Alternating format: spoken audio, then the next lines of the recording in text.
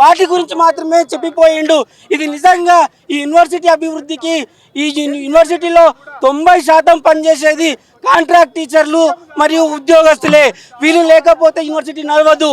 ఇదే విషయాన్ని గవర్నమెంట్కి తెలియజేయడానికి జేఏసీని ఏర్పాటు చేసి 5వ తారీఖు రోజు యూనివర్సిటీలో ఒక 2000-3000 మంది మరి ర్యాలీ తీసినాం. అయినా కానీ సీఎం గారు ఈరోజు వచ్చి మా సమస్యలు పరిష్కరిస్తాడు, అడ్రస్ చేస్తాడని కోటి ఆశలతో మేము ఎదురు చూసినాం. కానీ ఇలా వచ్చి కేవలం ఈ జీవాలు రిలీజ్ చేసి మేము ఏదో అభివృద్ధి చేసిపోతున్నామని చెప్తున్నాడు. ఇది అభివృద్ధి కానే కాదు. మేము దయచేసి సీఎం గారిని మళ్ళొకసారి ఇక్కడ ఉన్న ఉద్యోగులు, ఇక్కడ ఉన్న వీసీ గారు, ఇక్కడ ఉన్న కొంతమంది అధికారులు ప్రభుత్వాన్ని తప్పుదోవ పట్టిస్తున్నారు. ఇక్కడ ఉన్న యాక్చువల్ రియాలిటీ ప్రభుత్వానికి తెలియజేయకుండా అడ్డుపడుతున్నారు. దయచేసి మేము ప్రభుత్వాన్ని కోరుతున్నాము, మీరు రియల్గా ఇక్కడ పనిచేస్తున్న వాళ్ళు ఎవరు కష్టపడి విద్యార్థులకు చదువులు చెప్తున్నారు, ఎవరు ఈ అభివృద్ధిలో కృషి చేస్తున్నారు. తక్కువ జీతాలతోటి 40-50 వేల జీతాలతోటి యూనివర్సిటీ టీచర్లు పనిచేస్తున్నాం కాంట్రాక్ట్గా. అది 15, 20, 30 సంవత్సరాలుగా. ఇదే రెగ్యులర్ టీచర్లు 3 లక్షలు 4 లక్షల జీతాలు తీసుకుని పనిచేస్తున్నారు. అయినా కానీ ఈ వెట్టి చాకరీ ఎన్ని రోజులు, మాకు ఈ వెట్టి చాకరీ ఎన్ని రోజులు అని చెప్పేసి మేము సీఎం గారిని అటు చెప్తున్నాము. రేపటి నుంచి యూనివర్సిటీలను బంద్ చేస్తాం, యూనివర్సిటీలను పూర్తిగా బంద్ చేస్తాం. ఉస్మానియా యూనివర్సిటీలో ఉన్న కాంట్రాక్ట్ ప్రొఫెసర్లను కూడా రెగ్యులర్ చేయాలని చెప్పేసి ఒక డిమాండ్ చాలా రోజుల నుంచి ఉంది. ఇక్కడికి వచ్చిన సీఎం వాళ్ళని రెగ్యులర్ చేస్తారని కూడా ఇక్కడ ఉన్న కాంట్రాక్ట్ ప్రొఫెసర్లతో పాటు ఇక్కడ ఉన్న ఎంప్లాయీస్ కూడా ఆశించారు. కానీ వాళ్ళ గురించి ఒక్క మాట కూడా మాట్లాడలేదు. మనతో మాట్లాడడానికి కాంట్రాక్ట్ ప్రొఫెసర్ ఉన్నారు. సార్ చెప్పండి, మీరు ఎన్ని సంవత్సరాల నుంచి పనిచేస్తున్నారు ఇక్కడ? సార్, నేను డాక్టర్ పరశురాము. నేను గత 26 సంవత్సరాలుగా నేను ఇక్కడ కాంట్రాక్ట్ అసిస్టెంట్ ప్రొఫెసర్గా పనిచేస్తున్నాను. మా యొక్క సమస్యలన్నింటినీ సీఎం గారు ఆగస్టులో వచ్చినప్పుడు ప్రస్తావించలేదు.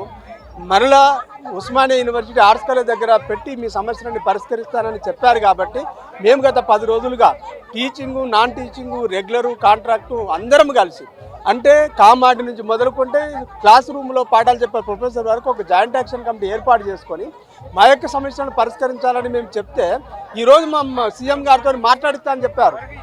డీసీపీ గారు పిలిచి సిఐ గారు చెప్పారు. కానీ మమ్మల్ని పరిష్కరించలేదు, మమ్మల్ని పిలిచి మాట్లాడలేదు. కనీసము సీఎం గారిని అడ్రస్ చేస్తాడని మేము అనుకున్నాం, సీఎం గారు కూడా అడ్రస్ చేయలేదు. కాబట్టి ఇది చాలా దారుణమైన విషయము. ఎందుకంటే బిల్డింగులు కట్టడానికి 1000 కోట్లు ఇవ్వడం కాదు, గత 25 సంవత్సరాలుగా 30 సంవత్సరాలుగా పనిచేస్తూ చాలామంది చనిపోయారు. మాకు సుప్రీంకోర్టు జడ్జిమెంట్ ప్రకారం కానీ ఇంకేదన్నా ప్రకారం కానీ సమాన వేతనం ఇవ్వమని మేము డిమాండ్ చేసినాము. రెగ్యులర్ చేయడానికి కొంత ఆలస్యం పట్టినప్పటికీ ఇప్పటికైనా కూడా ఈ సమస్యలన్నింటినీ పరిష్కరించి సీఎం గారు దృష్టి సారించాలని మేము ఈ మీడియా పరంగా మీకు విజ్ఞప్తి చేస్తున్నాం. ఎన్ని సంవత్సరాల నుంచి మీరు పనిచేస్తున్నారు ఇక్కడ? 26 సంవత్సరాల నుంచి పనిచేస్తున్నాం సార్. గతంలో కూడా మీకు హామీ ఇచ్చారు కదా? గతంలో కూడా హామీ ఇచ్చారు. గతంలో మేము గత ఏప్రిల్లో 11 రోజుల నిరవధిక సమ్మె చేసినప్పుడు సీఎం గారే హామీ ఇచ్చారు. సీఎం గారు ఏమైనా హామీ ఇచ్చినారు, మీ పోస్టులను పక్కన పెడితే మిగతా వాటికే మేము చేస్తాము, మీకు రెగ్యులర్ చేయడానికి కొంత ఆలస్యమైనప్పటికీ మీకు ఏదైతే రెగ్యులర్ అధ్యాపకులతో సమానంగా ఉన్నదో, ఉద్యోగులతో సమానంగా ఏదైతే వాళ్ళు వేతనాలు తీసుకుంటారో ఆ వేతనాలు ఇవ్వడానికి అధికారులకు ఆదేశాలు ఇచ్చారు. కానీ అధికారులు ఇప్పటివరకు దాన్ని అమలు చేయలేదు. అధికారులు అమలు చేయనప్పుడు మరి వీళ్ళ సమస్య ఏమైంది? మరి ఈరోజు కాంట్రాక్ట్ అధ్యాపకులు ఉన్నారు, కాంట్రాక్ట్ ఎంప్లాయీస్ ఉన్నారు. వాటన్నిటిని కూడా పరిష్కారానికి మార్గాలు ఈరోజు వెతుకుతారని మేము అనుకున్నాము. కాకుంటే చాలా విచారకరము, సీఎం గారు కూడా మాట్లాడకపోవడం, దీని అధికారులు అడ్డుకుంటున్నది మా యొక్క భావన.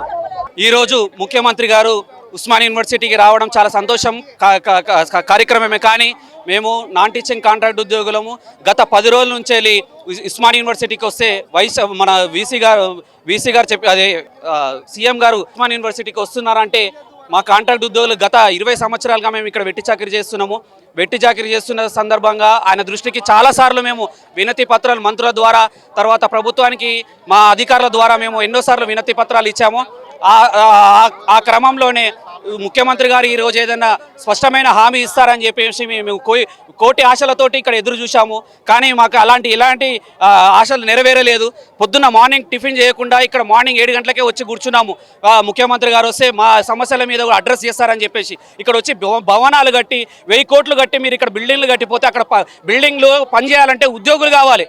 అక్కడ మెయింటెనెన్స్ కావాలంటే ఉద్యోగులు కావాలి. మీరు కట్టిపోతే 10 రోజులకి అవి పాడైపోతాయి. దానికి మెయింటెనెన్స్ ఉండాలంటే ఉద్యోగులు పనిచేయాలి కదా. ఉద్యోగులు పనిచేస్తున్న గత 20 సంవత్సరాల నుంచి ఉద్యోగులకి ఒక్క ఇంక్రిమెంట్ లేదు, ఒక బెనిఫిట్ లేదు. ఇక్కడ రెగ్యులరైజ్ చేస్తారని చెప్పేసి మేము కోటాశలతో చూస్తున్నాం. గత ప్రభుత్వం ఉస్మాన్ యూనివర్సిటీల మీద ఒక వివక్షతోటి యూనివర్సిటీ అంటే అసలు పట్టించుకోకుండా 10 ఏళ్ళు కాలయాపన చేసి మమ్మల్ని నష్టపరిచింది. ప్రజాపాలనలో రేవంత్ రెడ్డి గారు ప్రజాపాలనలో మాకు ఏదైనా బెనిఫిట్ చేస్తారని చెప్పి ఇక్కడ ఉస్మాన్ యూనివర్సిటీకి వస్తారు కదా, మా మీద ఏదైనా స్పష్టమైన హామీ ఇస్తారని చెప్పేసి మేము ఆశించాం. కానీ మా ఆశ నెరవేరలేదు. ఇప్పుడు ముఖ్యమంత్రి గారికి నేను ఒక్కటే విన్నపం చేస్తున్నాను, మా ఉద్యోగుల మీద మీరు ఒకసారి పిలిపియండి, మా సమస్యలు ఏమున్నాయో మీరు కనుక్కొని దాని మీద ఏమైనా మీరు ఒక సొల్యూషన్ వెతకాలని చెప్పేసి నేను ప్రభుత్వాన్ని కోరుకుంటున్నాను. గతంలో 370 పోస్టులు గతంలో ఉన్నటువంటి ప్రభుత్వం తీసుకొచ్చి మమ్మల్ని మోసం చేసింది. ఇప్పుడు ఒకవేళ ఈ సీఎం కూడా అదే పద్ధతిలో పోతే ఇక్కడ పనిచేస్తున్నటువంటి నాన్ టీచింగ్ కాంట్రాక్ట్ ఉద్యోగులందరూ కూడా శవాలమై ఆర్ట్స్ కాలేజ్ ముంగట వాడుకుంటాము, మా శవాల మీద వచ్చి వాళ్ళని పని చేయించుకోమని చెప్పండి. అప్పుడే వాళ్ళకు మంచి మనశ్శాంతి ఉంటుంది కదా. మా బతుకులు ఆగమవుతున్నాయి. మీరు ఏం మాట్లాడిపోయారో మాకేం అర్థమైతలేదు. మీరు ఎందుకు వచ్చిర్రు, ఓ బిల్డింగ్ కడతామంటున్నారు, ఇంకో ఏదో హైటెక్ యూనివర్సిటీని తయారు చేస్తామంటున్నారు. కానీ ఇక్కడ పనిచేస్తున్నటువంటి మూలకు పడ్డంటే మా జీవితాలను కనీసం మీరు వాటి కోసం ఒక ప్రయత్నం చేస్తున్నారా? మా జీవితాలను బాగు చేయడం కోసం ఏం ప్రయత్నం చేస్తున్నారు మీరు? మా జీవితాలను జీతాలు పెంచిరా, లేకపోతే రెగ్యులరైజ్ చేస్తున్నారా, లేకపోతే మన టైం స్కేల్ చేస్తామని చెప్పిరా? ఏ విధంగా మీరు మా సమస్యలకు ఏ విధంగా పరిష్కారం దొరుకుతుంది? ఇప్పుడు ఇక్కడ ఉన్నటువంటి అధికారులు కావచ్చు, సీఎం గారు కావచ్చు, ఇక్కడ ఉన్నటువంటి ఉద్యోగులకు ఏమైనా న్యాయం చేస్తేనే ఈ యూనివర్సిటీ పెద్ద యూనివర్సిటీలుగా ఎదుగుతాయి తప్ప ఇక్కడ పనిచేసినటువంటి ఉద్యోగులను వాళ్ళకు అన్యాయం చేస్తే మాత్రం ఎట్టి పరిస్థితుల్లో ఇవి ఎదగలేవు. దయచేసి అంటే ప్రపంచంలో ఉన్న అత్యున్నత స్థాయికి యూనివర్సిటీని తీసుకోవద్దని చెప్పి కూడా సీఎం చెప్తున్నాడు. సార్, మా ఏడుపులు మా పెడుబొబ్బలు ఉంటే వాళ్ళకు మంచి జరుగుతుందా? ఆ యూనివర్సిటీ ఎదుగుతుందా? ఇక్కడ ఉన్నటువంటి వ్యవస్థ బాగుపడుతుందా? మా కడుపు కోత వాళ్ళకి తెలుస్తలే సార్. మేము ఇక్కడ పనిచేస్తున్నాం ఇన్ని సంవత్సరాల నుంచి, మాకు తెలుసు. మా స్థానంలో వాళ్ళు ఉన్నట్లయితే అప్పుడు వాళ్ళకి తెలిసి వచ్చేది. ఎందుకంటే ఇప్పుడు వాళ్ళు ఉన్నతమైనటువంటి స్థానాలలో ఉండి మాట్లాడుతున్నారు. కానీ మాకు తెలుసు సార్, మేము ఎంత కష్టపడుతున్నాం. రోజు పొద్దుగాల 6 గంటలకు వచ్చి సాయంత్రం 12 గంటల దాకా పనిచేసే వాళ్ళు ఉన్నారు. నాన్ టీచింగ్ కాంట్రాక్ట్ పద్ధతిలో కానీ, అవుట్సోర్సింగ్ పద్ధతిలో కానీ, నాన్ టీచింగ్ కాంట్రాక్ట్ పద్ధతిలో కానీ. కాబట్టి ఇప్పుడున్నటువంటి ప్రభుత్వం దయచేసి మీరు నిర్ణయం తీసుకోండి సార్. 3 రోజులలో మాకు ఎటువంటి నిర్ణయం తీసుకున్నా మాకు సంతోషమే. మాకు మాత్రం న్యాయం చేయాలి. టైం స్కేల్ ఇస్తారా, పర్మనెంట్ చేస్తారా, లేకపోతే సమాన పని సమానం చేస్తారా? ఏదో ఒకటి చేస్తే మాకు న్యాయం జరుగుతుంది. మీ భవిష్యత్ కార్యాచరణ ఏ విధంగా ఉండబోతుంది? అంటే ఒకవేళ మీరు సీఎం కనుక మీ విజ్ఞప్తిని వినకపోతే ఏం చేస్తారు? యూనివర్సిటీ మొత్తం బంద్ అవుతుందండి. యూనివర్సిటీ మొత్తం బంద్ అవుతుంది. అందరం కూడా యూనివర్సిటీ గేట్ కాడ కూర్చుంటాము, ఆడ కూర్చొని ధర్నా చేస్తాము. ఎందుకంటే మా కోసం ఇప్పుడు మా ఇంటికి వచ్చిన మనిషి, మా ఇంటికి వచ్చినటువంటి పెద్ద మనిషి మా ఇంట్లో ఉన్నటువంటి సమస్యల గురించి మాట్లాడకుండా మీ ఇంటికి సున్నం తక్కువైందా, మీ డోరుకు పెయింట్ తక్కువైందా, మీ గోడ పొక్క పడ్డదా, గివి కాదు కావాల్సింది. అరే అసలు ఇంట్లో ఉన్నటువంటి సమస్య ఏంటంటే ఆ ఉద్యోగులు బతుకుతున్నారా, వాళ్ళ జీతం ఎంత వస్తుంది, వాళ్ళ పిల్లలు ఎట్లున్నారు, దానికోసం మాట్లాడకుండా మీరు ఏదేదో మాట్లాడి వెళ్ళిపోయారు. మా సమస్య ఎవరు పట్టించుకుంటారు? ప్లీజ్ సీఎం గారు ఎట్లనైనా మా సమస్యకు ఒక పరిష్కారం తీసుకొస్తారని మేము ఆశిస్తున్నాము. లేని పక్షాన మేము ఉధృతంగా ఈ ఉద్యమాన్ని తీసుకోవడానికి మేము సిద్ధంగా ఉన్నాం.